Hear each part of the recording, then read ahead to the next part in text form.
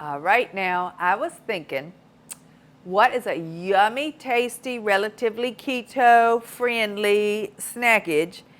And I thought, I bet alligator jerky would be tasty. So you go to thecajungrocer.com and you can get you some alligator fillet. And then I thought, I wonder what would happen if we started mixing some Hispanic Mexican seasonings in with our Cajun seasonings. So we are experimenting.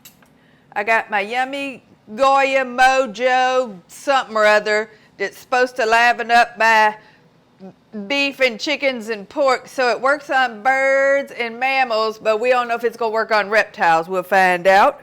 That's probably a good cup. I got my Gumbo Daddy's Cajun seasoning.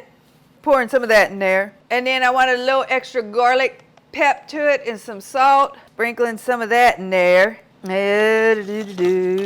Take a little taste. I'm gonna put a little more salt in it. Put a little more Daddy's in it. Okay.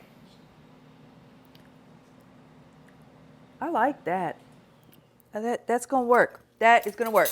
Step number 2 on the jerky is we have to slice up our gator meat. And it needs to be thin. This is kind of thick. So hopefully I'll be able to do this without cutting off any parts of my fingers that I should like to keep.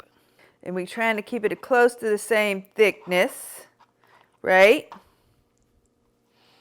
Okay. And we're just going to keep doing this till we get through all the gator we got here. Okay, we have got our little alligator chunks all right at about, I would say, 1/4 of an inch of thickness. And we are just going to marinate this, and you could do it for as long as you want. Well, I don't know if I'd go much more than 24 hours. You leave this in your fridge 3 or 4 days, it's liable to grow and start eating everything else in your fridge. And we're going to get the air out. Well, maybe we're going to get the air out. Maybe we're just going to pop a big old hole in it so it'll leak all over the refrigerator. That'd be fun too, I think. And now we're going to leave it in there 3 or 4 hours and see how it goes. And now we've got our oven preheat to 170.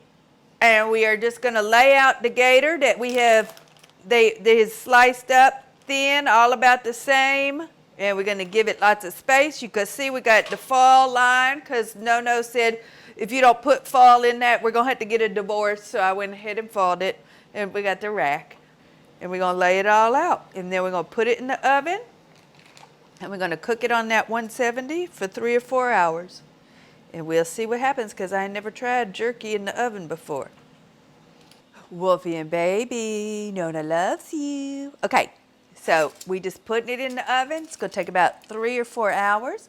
And if y'all check out smile.amazon.com, you could put Jump for the Rose as your nonprofit. And then a little piece of your Amazon goes to Jump for the Rose.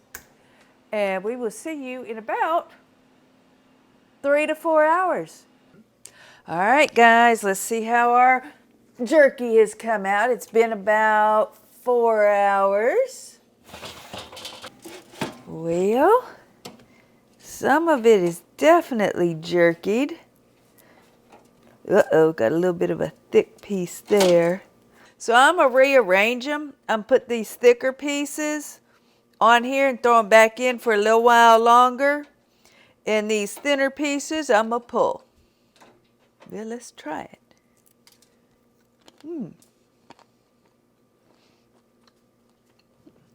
That tastes good.